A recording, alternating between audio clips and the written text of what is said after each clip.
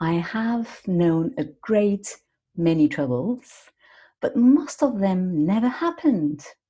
Could you be the author of this quote? I could, totally could. But probably you recognized Mark Twain. He wrote that. And this episode came from a question from one of my clients on the tendency we often have to think about the worst case scenarios. What can we do about it? Stay tuned. Bonjour, Life Sparklers, it's Claire from Integrated Life, with practical wisdom and tools for unconventional humans to balance yourself, create an unapologetic life, and feel alive from the inside out. Show notes, as usual, on the website integratedlife.com. So these last days, shopping has turned into an interesting experience in my neighborhood, probably yours as well. Quite everything on my list, and nothing fancy really, like rather basic stuff. Bananas, eggs. I couldn't find empty shelves everywhere. Actually, I tried to do some shopping, would be more accurate. And I am in Australia right now. But I think panic buying is happening a bit all over the world right now, and at least in many, many countries. And you probably know exactly what I mean because you had the same experience. Here it started a while ago, and there was actually no need back then, and there is still no need to buy so much. We are not confined. We can still go shopping every day. We have food in Australia as a whole as food. There's no need right now to go into this much buying. So it's really typically panic buying. Just before Australia, I was in Vietnam, and Vietnam is the neighbors of China, so they have, they could worry a bit at the time, especially at the time. It was really growing big in China, but the atmosphere was quite different. I saw a lot more prevention there and much less panic. It might have changed now. It was a few weeks ago now, but the contrast when I arrived in Australia was really big between the two countries and the two atmospheres. So a few weeks ago, even before all of that, a client asked me, as I told you, she said, Claire, I keep thinking about the worst case scenarios. I cannot live peacefully. How can I stop that? And I had some podcasts recorded already at that time. So interestingly, the first free slot to answer this question is this week, right now, when this topic has become even more true and more spread than ever due to, the situation we have right now. So let's dive into it. Thinking about the worst case scenarios is also called catastrophic anxiety or catastrophic imagination or catastrophic thinking. And some theories explain this tendency by the fact that to survive as a species, it was always more important to notice the danger than what was going well. I mean, think about it a minute. If there is danger around you and you don't notice, well, you might get hurt. Like you might get into big troubles, get hurt, get killed, who knows?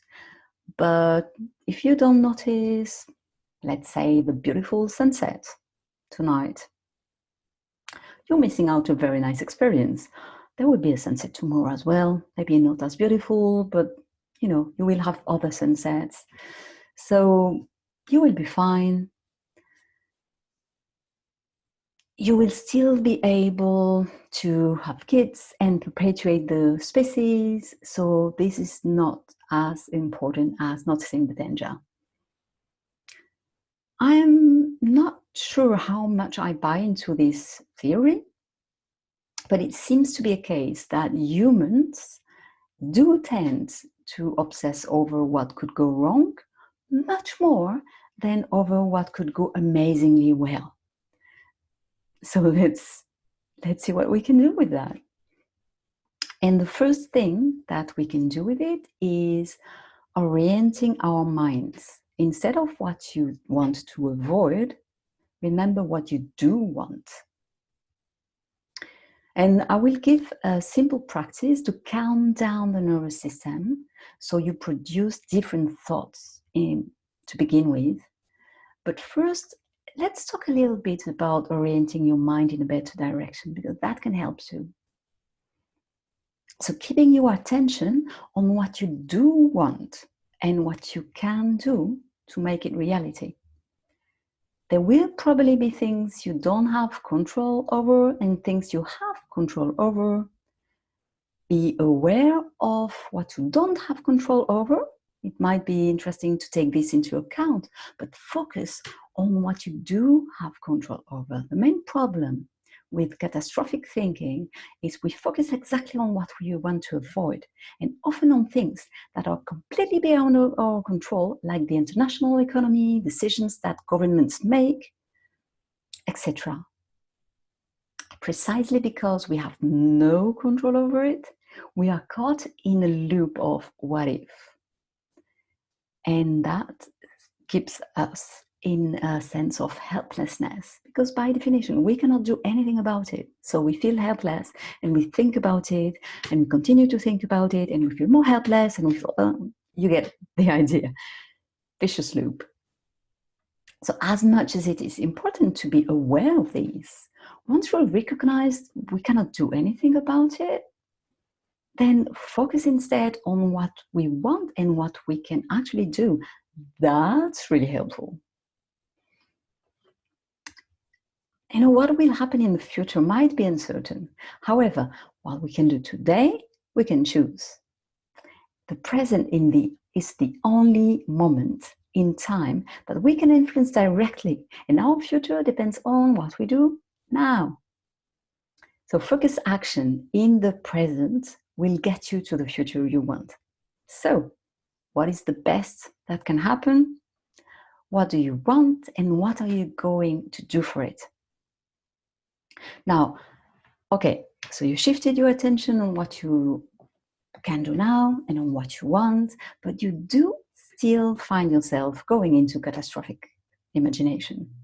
And sometimes it feels like, I know it's useless to think about this, but it's like I can't help it. It's like my body is doing it by itself.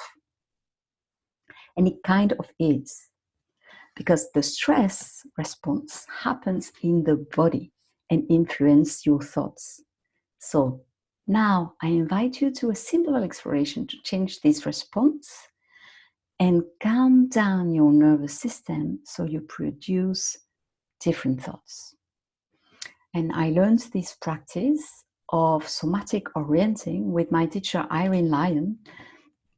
It's a practice that comes from somatic experiencing, developed by Peter Levine, and it's a body-oriented approach to healing trauma and stress-related issues.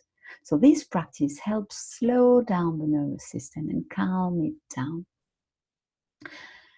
And first, let me say that if your nervous system has been functioning in alert on quite a while, it might feel strange at first because you're not used to do it anymore, at least.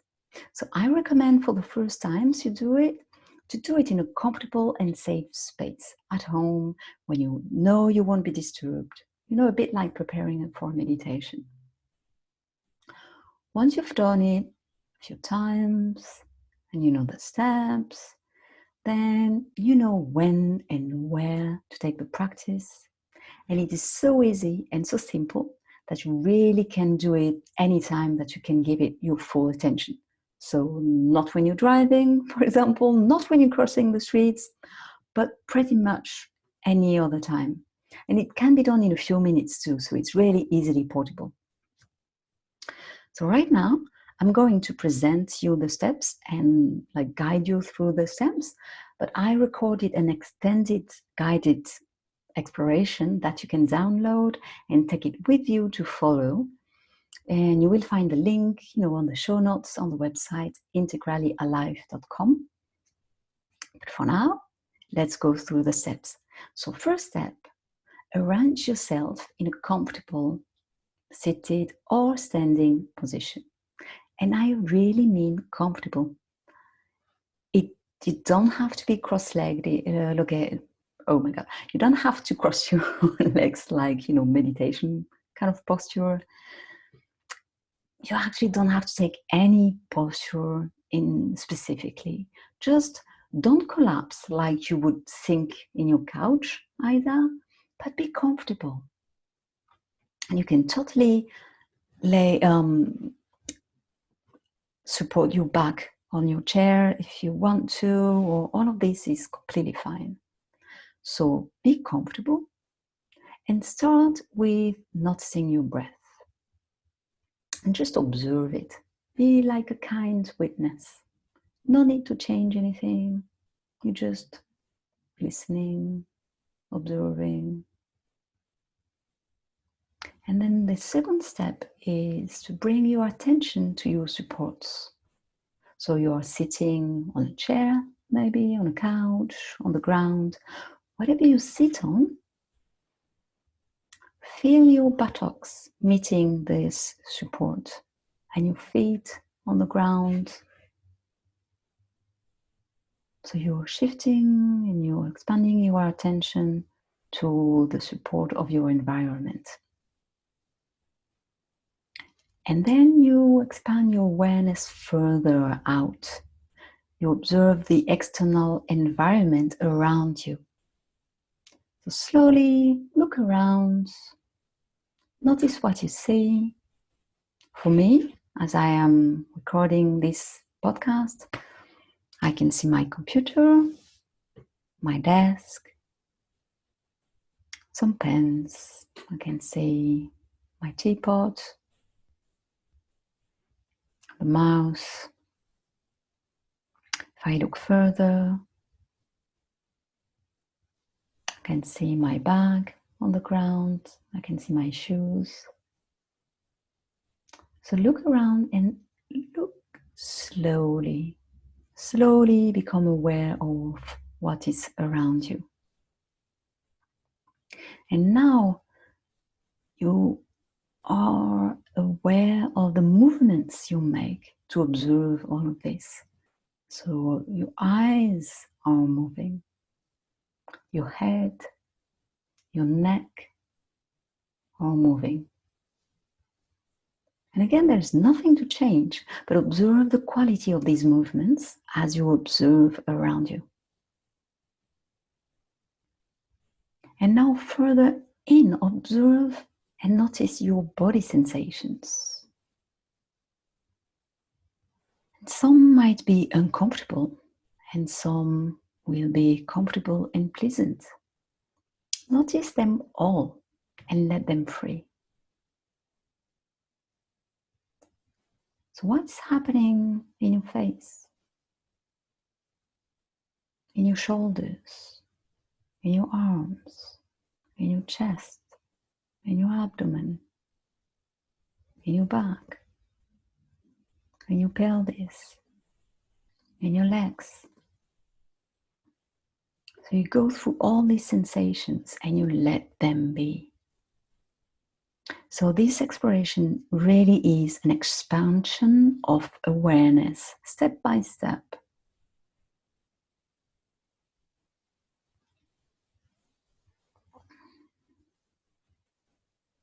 So breath, the support, further away what's around you, the movements you make to notice what's around you, and your body sensations. So each steps, you're expanding your awareness, and sometimes maybe it's a shift rather than an expansion, and it's okay. You notice that as well. And as we are at the end of this exploration, and again, we did it really quickly. And in the first times, it's really interesting to go much slower, but you will be able to do that with the recorded version. But maybe you can notice now, even as we did just this condensed version, that the quality of your presence has shifted. So you can be present to that as well and notice. Be a witness to yourself. And how would it be to go through your day with this quality of presence? Just notice what comes. And that's all for now.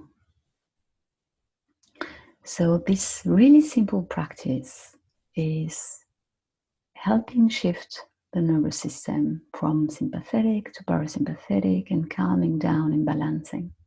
And the more you do it, and the more it becomes a kind of habit, the more your nervous system is going to learn balance. Because a healthy nervous system is not a nervous system that always stays in like the parasympathetic, for example. And if you don't know what sympathetic and parasympathetics are, I mentioned it in some podcast, the one on the badging, and it's something I touch upon quite often. These are the two phases of our nervous system. Sympathetic is like action, to really sum it up, it's action, and parasympathetic is like nourishment. And we need those both, and we need adaptation. We need our nervous system to be able to go from one to the other, to the other, to the other when we need it. So it's really about being able to regulate and to adapt to what is in the present. So that's why this kind of expression is really helpful, because it does exactly that. It helps regulate, and so it shows the way for your nervous system to do that. And the more you do it, the more you are teaching your nervous system how to do it. And then after a while, it just happens, because now your nervous system has learned how to do it. So that's it. Again, you can find the expanded facilitation in the show notes for an easy guided experience. Try it and let me know what you discovered. You can comment on any of my posts this week on Facebook or Instagram. Or I also know that it can be touchy to share about this kind of things publicly. So if it's your case, feel free to get in touch with me directly. It's okay. I'm actually quite friendly. So feel free. And that's it. That was your weekly dose of fierce love. A mix of love and brutal honesty. Boom. Life just got more sparkling. Thanks for being there. Subscribe so you get your weekly dose. And in this troubled time, take good care of yourself. I deeply appreciate your presence. Take care. And I will be seeing you in the next episode. And maybe I can at Facebook Live. These days I've got a little bit more uncertainty than usually. So, but if I can, I will be there for the usual Facebook Live on Thursday. Bye.